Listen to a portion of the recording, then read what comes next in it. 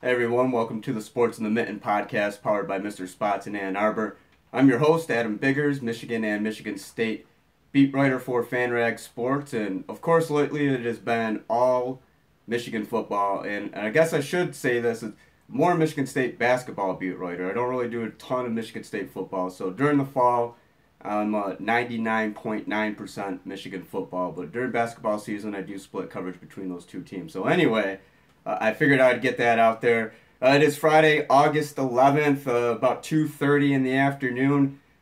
Podcast has been going great. I want to thank everybody for tuning into the live streams here on YouTube. I want to thank everyone for listening to our new channel, FanRag Sports Blog Talk Radio. You can catch us on Sports in the Mitten. Search us on Facebook, Sports in the Mitten. Give us a like. Follow us on Twitter at Mitten Sports MI. Follow me on Twitter at AdamBiggers81. And of course, read all my stuff on FanRag Sports, fanragsports.com, at fanrag_u, and at FanRag Sports. So now all the plugs are out of the way. We can get today's show. Basically, I had a request of going over recruiting, and a lot of the recruiting stuff, I'll say I do follow a lot of the recruiting, but in terms of the day-to-day, that all that stuff, Steve Lorenz at 247, Tom Van Haren, I know the Michigan man Ray Reeves. Those guys, have pretty good connections with recruits. I do talk to recruits every now and then. I do have some good connections with those. But as far as like the day-to-day expertise, those are definitely the guys who probably have a little bit more knowledge than I do. So when I go over the recruiting stuff, I will, cite where I get the information. 247 does a great job over there. So we'll go. I'll answer them as best as I can. I'm not going to say that I know every single aspect about Michigan recruiting and is this kid gonna flip and all that stuff. I can tell you what I've heard and what I've heard from those credible sources. Also, I want to go over some questions and Kennedy Cameron talk about hint and commitment. Kennedy, I'll get into that in a second. Let me go through this intro real quick. A lot of questions from Twitter. Great discussion points. So hopefully it's not an hour-long show today. I do not have the time for an hour-long show today, but we're going to get right to it. So I'm going to start with the from Go Blue 519 at CG Smith 17 on Twitter. Said Michigan missed out on JT Daniels in the 2019 class. Are they in contention for any other blue chip quarterback prospects in the 2019 class? And yes. I'll say this, Go Blue, and again, I'm referencing 247. They do a pretty good job as far as tracking what the recruits are going, all that action. As far as I know, I've asked around. I don't think Michigan's really in play for a 2019 quarterback at this moment. I mean, you have to remember, they have Joe Milton, 2018. There's going to be Dylan McCaffrey's coming up. Brandon Peters is going to have his turn too. I think Brandon or Joe, I like both of those guys, but I think Brandon's probably the guy who's next. So as far as the 2019 class, according to 247 Sports, Michigan doesn't have a quarterback among its top targets, and not even among like the high interest. So according to that information, CG Smith, I would have to say no. Justin Green wants to know at HailHailMish16. Justin will tweet you photos from Tigers games to make you jealous. He will also ask really good questions for the podcast. And actually, I'm doing the recruiting stuff because Justin actually requested it. So if you guys have any special requests for show topics, again, this podcast is pretty much centered around your guys' questions. I'll reference things that I write in interviews and so on and so forth, but I'll go through your guys' stuff. MIC Brooke, is Michigan 2019 class going to be as explosive as 1998 class was in your opinion? Whoa! MIC Brooke, that is a loaded question for the ages right now. They have 4 commitments in that class. Number 1 in the Big Ten right now. Number 5 nationally. But basically, I'll go with that, and I'll play off with Justin wanting to know about him. Is he defensive line or offensive line?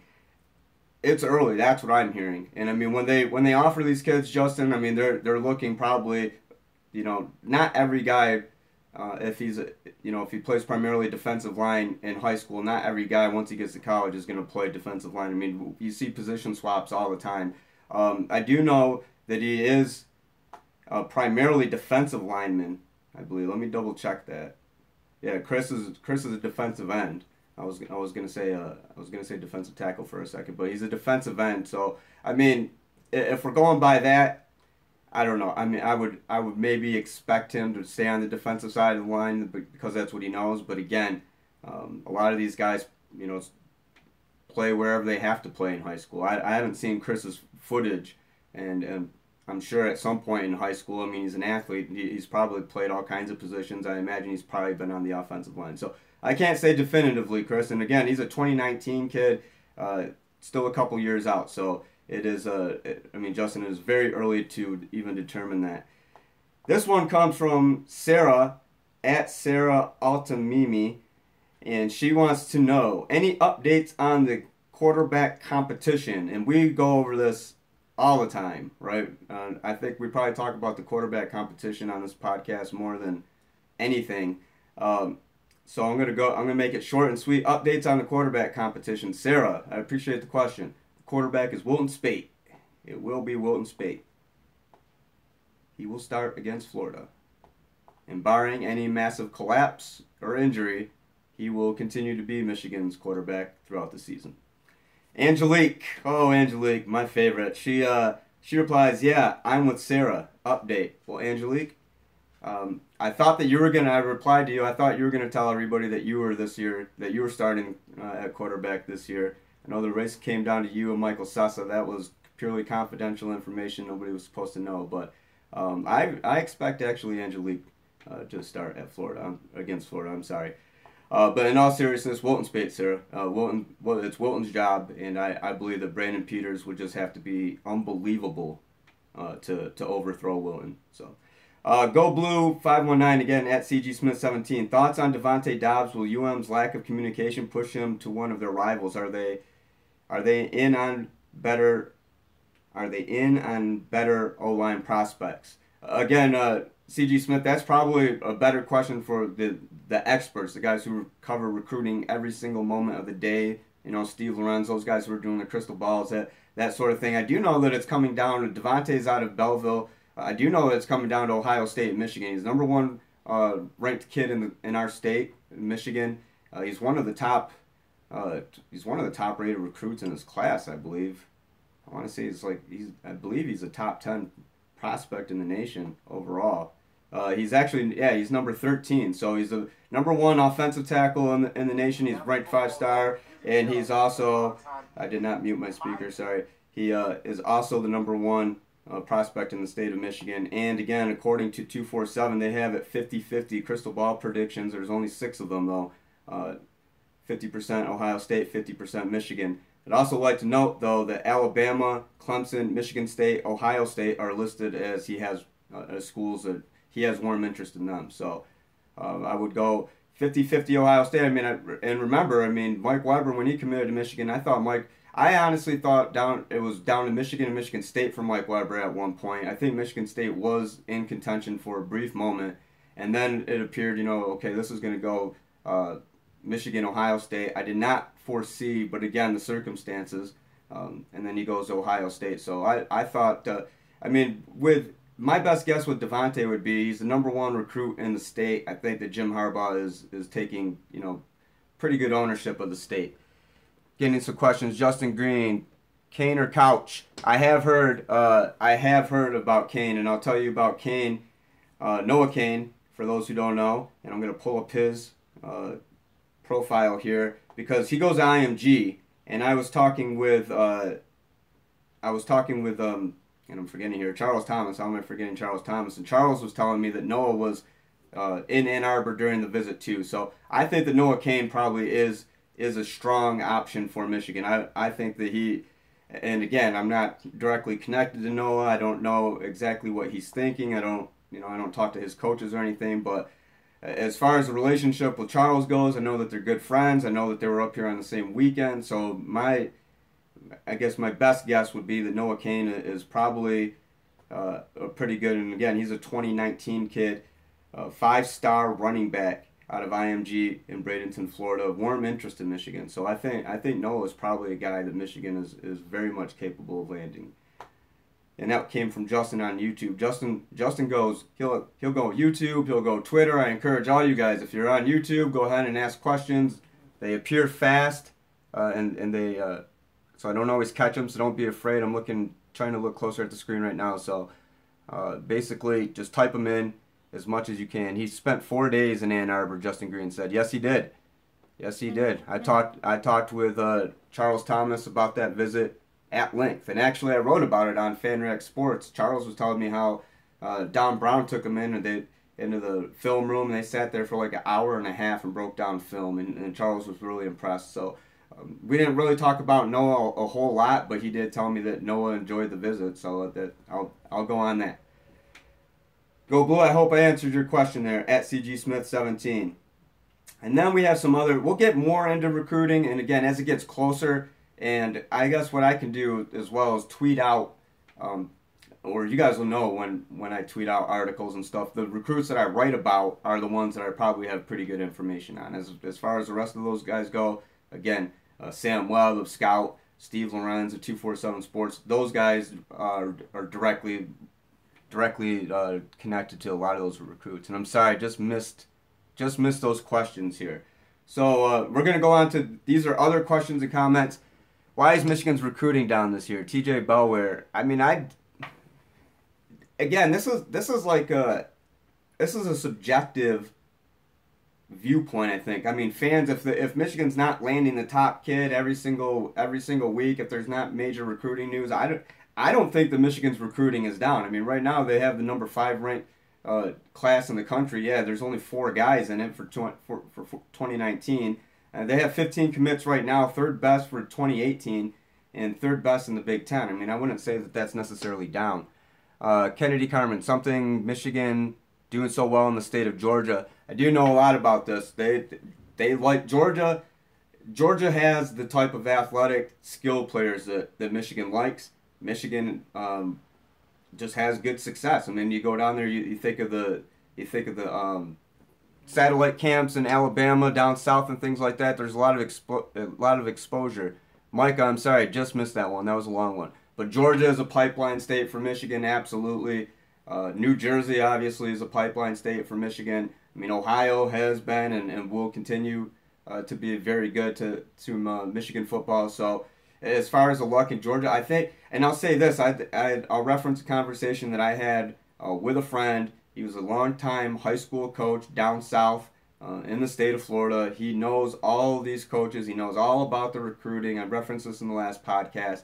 And he told me that a lot of these kids, and I'm not going to sit here and crap on the SEC, but I mean, we all hear the stories. Well, we all hear kids talking about it, some of these coaches, and they're uncomfortable. A lot of these kids are more comfortable being away from that SEC-ish type of environment, if you know what I mean. A lot of these kids I don't want all of that attention and distraction and everything that else goes with it. So I'll leave it at that. I think there are a lot of guys down south in Georgia and Florida, Alabama. Michael, wondering with Drew Singleton, Jordan Anthony, something about Drew at special teams, I believe. Sean McClue, what's up with Kareem Walker? Shot at playing time. I've talked about Kareem a lot. Kareem, last year, the red shirt due to academic issues. This year he's academically clear. I asked Jim Harbaugh about that in Chicago. Jim gave me a rundown of the pecking order of running backs. And again, I reference this, I think, almost all the time, but I know this is a question you guys want to know. Chris, Karan, Ty Isaac, and that was a surprise to me because I thought Kareem would be in the top 3, then Kareem. But Harbaugh used the term, I believe, probably licensing ability, used it with other guys, and I'm sure he would still reference Kareem as saying he has a license and the ability to be good. Kareem's got to prove himself in training camp, basically, and that's about it. Biggest getting 18 on both sides of the ball. DC Cookster wants to know. So far, I don't know if they're not done, but I do like Emil Ekiyor, and I do have a lot of direct knowledge about Ekiyor because my favorite teacher, I went to Broad Ripple for part of my senior year in Indianapolis, and Emil goes to Cathedral, which is in Indianapolis. My favorite teacher of all time, Mr. Akers, if he's watching, he actually told me to be a sports writer as he was kicking me out of his class for talking about sports. So Mr. Akers has given me the lowdown on Emil for about the past 2.5 years, and he told me right from the start he's very well connected with Indianapolis area high school football coaches, and he told me right from the start Emil's going to Michigan. And if you've seen those videos, Emil's scrappy. I think he's the biggest get defensive side of the ball. I mean, 2018, I mean, Joe Milton, I would say, I mean, quarterback, Joe's got a hell of an arm. I know he had some accuracy issues, but I mean, we haven't even Joe Milton hasn't even shown the best of his high school career yet. So I mean, let's give him some time there. But at the same time, I do think Emil probably just best get overall of this class. But I would look at Joe Milton as well. Going on to other questions again. I saw a couple pop up, guys. Just put them up there. I will read them as best that I can. I try to get to them all. So let's see. Going to the next question. Angelique's reply. Sarah asked for you, waiting along with her for your answer. Angelique, you're the quarterback. Trevor at Michigan_1974. Trevor's a longtime listener, follower, reader. He wants to know who are the fastest players in the team this year, and 2, hearing Cole is the only guy with a shot when Gary is lined up across from the left tackle. And I want to talk about Rashawn Gary because I got asked a really good question about sack production. So, fastest players on the team this year, DPJ, as far as I know, in spring, and I know that they're running 40 soon. They haven't given us the times. I'll probably ask about those. DPJ ran a 4.41. I know Eddie McDoom is close to that too. Eddie was talking about a lot of fast guys on the team. Have you heard anything Isaac Taylor Stewart, El Coronado? No, I have not. Last I knew it was warm interest. And Isaac Taylor Stewart, for those of you guys who don't know, I'll pull that up real quick. He is a 2018 corner, 6'2", 187 pounds, 4-star, warm interest. He's got 49 offers, according to 247 Sports. So, but they say he has warm interest. So that's about as much as I know. And again, I want to let you guys know, unless I specifically am writing about a recruit or specifically tweeting about a recruit. I mean, I've had contact with some guys like Dax Hill, Charles Thomas, Jacob Isaiah, who's big on Michigan State. Those kind of guys. I get direct knowledge from those guys. But as far as a lot of these other recruits are concerned, again, Sam Webb at Scout is probably a guy who's got that information. Steve Lorenz at 247 Sports, he's a recruiting expert. Tom Van Haren, ESPN, he's a recruiting expert. And again, I mentioned earlier, Michigan man Ray, he does a podcast, Ray Reeves. Ray's got some pretty good recruiting connections too. So those are guys, if you're looking for recruiting news, if they are on it, that it's probably legitimate. Justin Green, Stephen Heron Jr. impressions. Justin, I haven't got a chance to watch his. I haven't had a chance to watch his film yet, so I can't definitively say. I watched a little bit on Huddle, so I mean, of course, liked it, but I don't have anything specific that I can break down in that regard. So. Back to Trevor's question. Who are the fastest player in the team this year? I think it's Donovan Peoples-Jones and probably Eddie McDoom. 2, Hearing Cole's only guy with a shot when Gary is lined up across from the left tackle. Well, they are missing 3 all Big Ten starters. Mason Cole is, without a doubt, one of the best offensive linemen in the country. So I imagine that, I don't think that's, and Trevor, you weren't asking if this is a bad sign, but I don't know if it's necessarily a bad sign if your best offensive lineman is the only guy who can get with Rashawn Gary, because there's probably 9 out of 10 guys can't get with Rashawn. Kennedy, I'm sorry, just missed that question. Put it up there again. I'll try to get to it. I have a couple more, I think, here. Go at CG Smith 17. Go Blue 519 wants to know again. Rumors about the defense being faster and more athletic. Will Michigan improve upon its sack total of 46 in 2016? This is the question I've been waiting for. So thank you, C.G. Smith. I really like this one. The defense being faster and more athletic, I don't know if that's a rumor. I think that might be actually true. Darkman 1212. Any news, Carlo Kemp and Ron Johnson? Nothing on Ron, Darkman, but Carlo Kemp, I expect Carlo to be too deep in that defensive line. How many do we think, talking Kennedy? I think 2018 class, probably about 21 or 22 is what I'm hearing. I think that's what you're asking there. It faded away. Darkman, your question, Carlo Kemp, I think he's too deep defensive line. So yeah, watch out for him. And again, I think watch out for guys like Michael Dwumfor. I think Lawrence Marshall is probably going to do something this year. I think it's Lawrence's time. I'm trying to think of some other guy. I mean, Kwity Paye, I've referenced him a lot. Luigi Villain. TJ Bellware, broad question. Do you think this team is overall more or less talented than the 2015 team? This year's team, the 2017 team compared to the 2015 team, well, going sight unseen on the 2017 team, I mean, that 2015 team was pretty solid. Obviously, it kicked up into higher gear. 2016. That's a difficult one, TJ. I'll say that it's a difficult one. Paul, what does Michigan have to do to have a successful year? Win 10 games, beat Ohio State. You said it, Paul. Win the Big Ten. Do you think they may go 3 deep on the D line? Base 7-7-6-9. Yeah, I mean they were 8 to 10. They've been 10 deep for what? 3 years, 4 years under Greg Madison. Yeah, I think they'll go 8 to 10 deep easily. So I mean 3 deep and let's go 4 defensive linemen, 12. Okay, maybe not 3 deep. Maybe 10.5 deep or 2.5 deep. They'll have 10 guys. I think that are regulars. I think that's a fair number. Okay, I want to get to the sack question, guys. Hold on. Let's hold on those YouTube questions because this is a really good one, like I said, from CG Smith.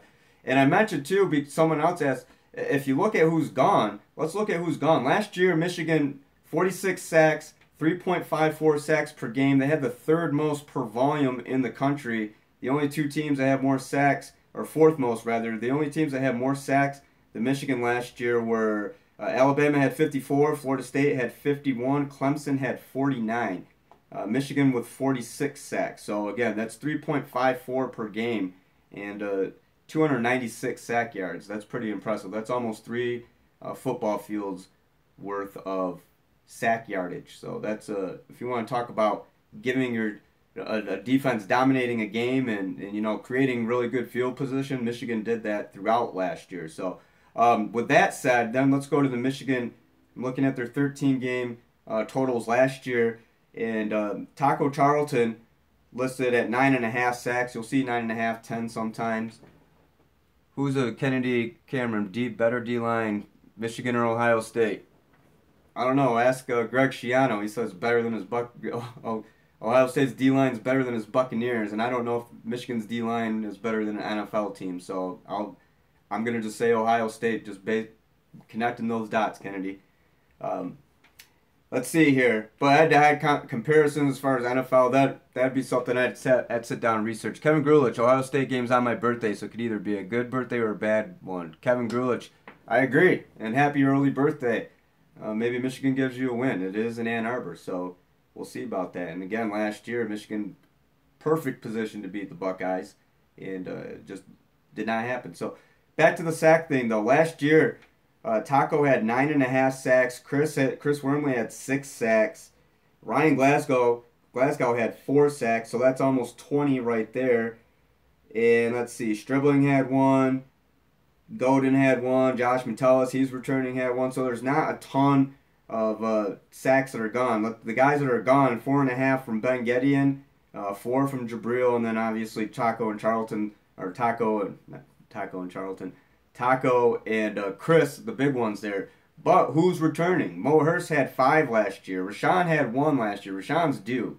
He's going to get some. And again, look who Rashawn was playing behind and playing alongside. So it's not out of the realm of possibility this year to think that Rashawn is a guy who's going to have 6 to 8. It's not out of the realm of the possibility to think that Mo Hurst, he had 5 last year. I mean, he might be Michigan's sack leader. He might be a 8, 9, 10 sack guy. I expect somebody, one of the defensive backs will get one. I mean, linebacker-wise, Mike McCray, again, last year, 4.5 sacks. I mean, this might be, with Mike being the leader of the linebacking core, this might be a year where he gets at least that. So, 46, I don't know, but I think it'd probably be fair to project 40 or so. The one player you missed most on defense, Cameron. Ooh, that's a good one. Taco Charlton comes to mind. Jordan Lewis comes to mind too, because if you look at the secondary right now, they're young. We've heard You guys keep hearing this. They're young, they're talented, they're athletic, but I mean, you're missing Jordan Lewis, one-on-one expert press coverage. Love press coverage. Incredibly athletic. Wisconsin interception. I remember when he went against Aaron Burbridge against Michigan State in 2015. That was one of the best one-on-one corner wide receiver battles that I've seen in a long time. So I think Jordan. I still miss Andrew Pearson Thompson. I still miss Jeremy Clark. They do too. Like Jeremy was a guy who didn't get talked about enough, and because Jeremy wasn't a big talker, and I'm not saying that other guys are big talkers. I'm saying that Jeremy wasn't. Jeremy was very quiet almost. And you get the feeling that he didn't really like talking about himself. And that's fine. A lot of guys don't. But Lewis wasn't playing for the first few games last year. That's true. That is true. He had that, I forgot what they call it, abdominal strain. Darkman, Aubrey Solomon and Rashawn Gary will be a deadly combination in the next 2 years. I think so. And I mean, put you with Rashawn. Put me with Rashawn. Whoever's playing with Rashawn is going to benefit. Put it that way. But yeah, back to the sack thing. 46 sacks. I mean, I don't know. That's a lot. That's third most in the nation. Again, 3.54 per game. But I mean, I think Michigan's got guys who are gonna approach. Like I said, I wouldn't be surprised if Mo Hurst is a guy, 8, 9, 10 sacks. I wouldn't be surprised to see Mike McCray get 5 or 6. I mean, Devin Bush is probably gonna get a couple. Pov, if you want Michigan, that one, and that was a long one, Pov. I'm sorry. Can you resubmit that one? That was a big blurb that took up the whole side of the screen. I'll wait for it, Pov. You're next. I hope I covered the sack question, CG Smith. If not, tweet me. While I'm waiting for Paul, real quick from Andrew Burris, Michigan vs. Nation, at Andrew Burris. Can you talk about Eddie McDoom? Obviously very explosive, but can he be more of a wide receiving threat? Yes. Yes and yes. Explosive, I agree. Can he be more of a wide receiving threat? Yes. Slot. I think he's a slot guy. And he's really fast. And real quick, while I'm waiting for Paul, Maurice Ayat, at Ayat_Molot9. Best guess at top 4 receivers. Tariq, DPJ, Kakoa, Nate Shomley, and I'm not even kidding. If you want to see Michigan's D-line this year, go watch first half. Michigan State Chase. It just doesn't stay up long enough, Paul, for me to read it. Played together a lot. Hurst was in backfield every play. So Chase and Mo. Yeah, Chase, Hurst, Monet. Yeah, I mean, I think I'm getting the gist of what you're saying. I'm trying to. These comments just disappear. They should. How do you see Joe Milton MIC Brooke? How do you see Joe Milton fitting into Michigan's system? Well, with Pat Hamilton, I imagine they're going to go aerial a little bit more. Joe Milton's got a rocket arm. Again, the accuracy, I think, is something that he's probably going to want to sharpen up on. But I remember reading something from Mark Snyder, formerly the Detroit Free Press, and Mark was talking about and Joe was telling him, 70-yard throws are no problem for him. I mean, and no problem. And when you could say it with that much confidence, and I've seen his highlight tapes. I mean, he's athletic. He's got an arm. It's just, again, it's that. How does he fit in the system? I mean, I think a guy like Joe probably gives him a little bit of a more spreadier feel. I mean, if you look at like a, as opposed to like a Brandon Peters. And I know that Joe's classified as a pro-style quarterback at 6'4" and a half, 222 pounds, but Joe's pretty athletic. I mean, Joe's a guy who can get around and run. And and this is not a direct head comparison, but I mean, Wilton Spate is a pro-style quarterback, but Wilton's pretty mobile too. So, and Brandon's got wheels, but I mean, when I look at Joe, I see a little bit more mobility. I see a little bit more run and gun. He's got a really good arm. So, but again, he's not even at Michigan yet, so who knows what they'll ask him to do. Kevin Grulich, I believe he will rise in recruiting rankings with a good senior year. Oh, absolutely. Absolutely. And Kennedy, I'm sorry, I did not see that one. I think I have a couple more questions. Maurice, hopefully, and I'll give you a top 5 too, because I think Waze is going to be in there. So I think it's DPJ, no certain order, DPJ, Tariq, Mo Waze, Kakoa, Nate Shomley. Let's throw Eddie McDoom in there as a 6 too. But I mean, we've been hearing a lot about Nate Shomley.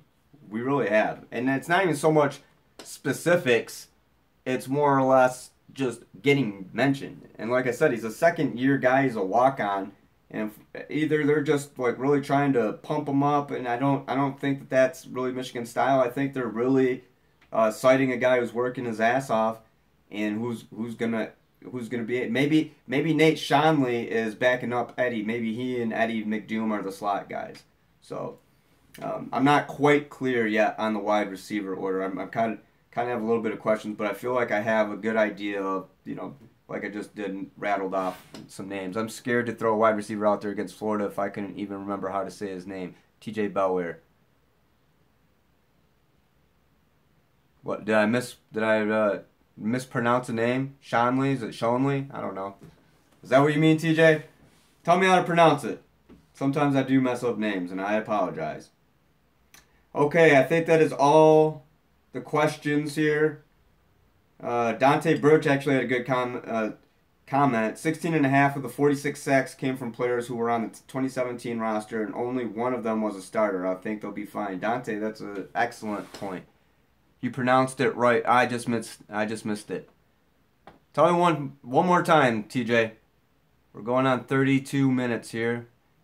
I want to wrap up a little bit. And there'll be an availability tonight, so there'll be new stuff, video from tonight. There'll be new content, like I said, on my YouTube channel.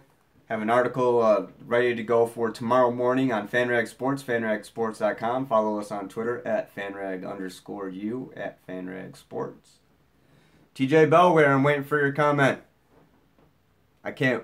You gotta end it on a good note, right? It's like batting practice. Gotta end it on a good note. I can't end the show not knowing exactly what you meant. It's gonna eat at me all day. Don't leave me hanging. Okay, why TJ is leaving me hanging. Okay, hold on. No, you pronounced it right, but I couldn't remember. I just couldn't remember how to say his name when I saw it. Oh, okay. Oh, okay, I got you, TJ. I've heard it Schonley and Schonley. I'll have to ask Nate personally. It's one of those Cannell or Kinnell kind of deals, you know what I mean? Depends on what emphasis. And I think Tyree cleared it up with us last year. It's Kinnell. Or maybe did I forget? It's not. I don't believe it's Cannell. I think it's Tyree Kinnell. I think he prefers Kinnell. So everybody, I believe that's it. I want to thank everyone for watching the stream again. Lot of live viewers. I appreciate all the questions on Twitter. Again, this show I try to center it around your guys' questions. Talk about what you guys want to talk about. I'm not going to BS you and tell you that I know something if I don't know it. So we'll leave it at that, I guess. I want to thank Tim and Keith at Mr. Spots in Ann Arbor. Again, this fall we will have, real quick, MIC Brooke, what's your take on Amari Samuels? Red shirt. Chris Smith, I appreciate it. Later, Biggs. Later, Chris, I appreciate it. Thanks for watching. Again, I want to thank Tim and Keith at Mr. Spots in Ann Arbor. I'll be giving away some free food. They've given me the green light, so I want to put some steak sandwiches, chicken wings, waffle fries, hamburgers, shakes, everything that they have available on their menu. I want to put them in your hands, and then you guys put them in your stomach. So we'll run a trivia contest. I'll maybe shirt giveaways. They gave me one up there. I like it. Athletic gray goes with everything. It's a multi-purpose shirt. And again, tremendous support. I'll have some podcasts from there, all kinds of stuff. So go to Mr. Spots, 808 State Street in Ann Arbor. Tell them that I sent you, and have a good meal. So I'm gonna eat Mr. Spots actually tonight before tonight's availability. So Tim, Keith, if you're watching, 10-inch regular Philly mushrooms, yellow peppers, works. I'll be there. We'll sit down. We'll talk some football. Those guys are always great for conversation. So again, follow me on Twitter at AdamBiggers81. I'm the Michigan football beat writer for FanRag Sports at FanRag_u at FanRag Sports. Have a great Friday, and I'll probably do a podcast this weekend if you guys give me some questions. So I'm sure we'll do this again very soon. Thanks for all the questions. Thanks, Kennedy. I appreciate it. Chris, thanks everybody for watching. Had a great time. You guys have a good Friday.